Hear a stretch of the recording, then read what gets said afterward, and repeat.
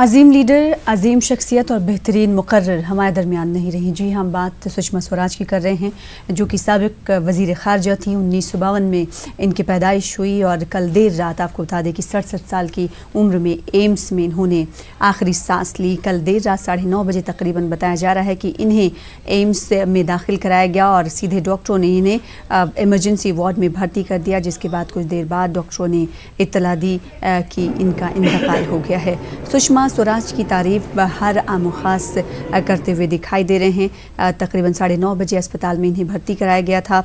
3 मरतबा आपको बताते चले जो सियासी करियर है इनका, 3 मरतबा MP चुनी गई। और इस वक्त जो तस्वीरें TV स्क्रीन पर हम आपको दिखा रहे हैं वो लाइव तस्वीरें दिखा रहे हैं। मनमोहन सिंह देखे जा सकते हैं खराज अक़ीदत पेश करते हुए। कुछ देर पहले ओम बिरला जो कि लोकसभा की स्पीकर हैं वो भी खराज अक़ीदत पेश करने के लिए पहुंचे हुए थे।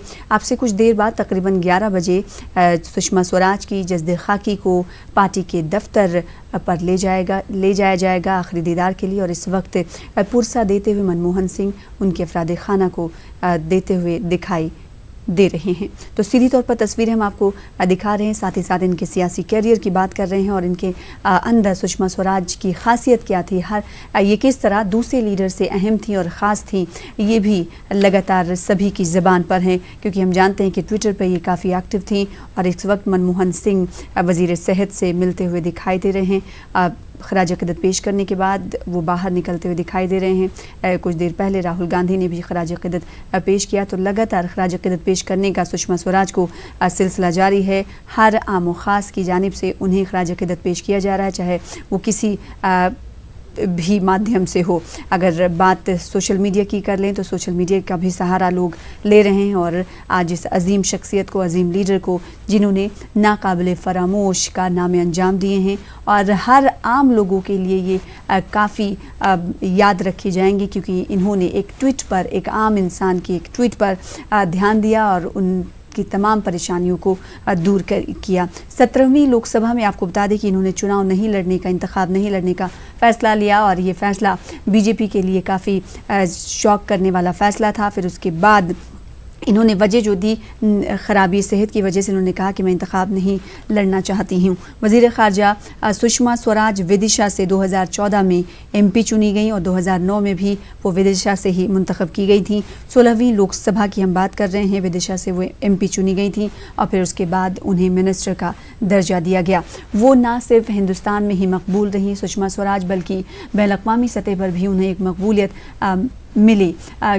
आज उन्हें सिर्फ हिंदुस्तान में ही नहीं बल्कि दीगर मुल्कों में भी याद किया जाता है, क्योंकि जो रिश्ते उन्होंने दूसरे ममालिक से वज़ारत ख़ारजा और डायनेमिक तरीके से उन्होंने जो बनाए, उस रिश्ते को भी याद करेगा मुल्क पूरा।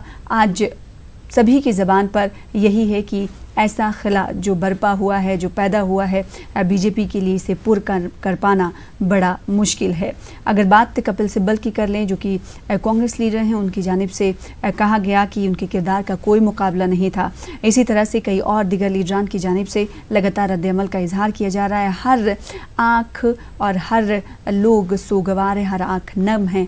आज अजीम लीडर को खराज अक़ीदत पेश करने के लिए भारी तादाद में लोग उनकी रिहाइश गाह पर पहुँच रहे हैं। इस वक्त तस्वीरें हम आपको उनकी सुषमा स्वराज की रिहाइश गाह से दिखा रहे हैं, जहां पर लोग खराज अक़ीदत पेश करते हुए उनके अफराद खाना को भी पुरसा दे रहे हैं। अगर कल की बात करें तो के लिए बहुत दुख की घड़ी है।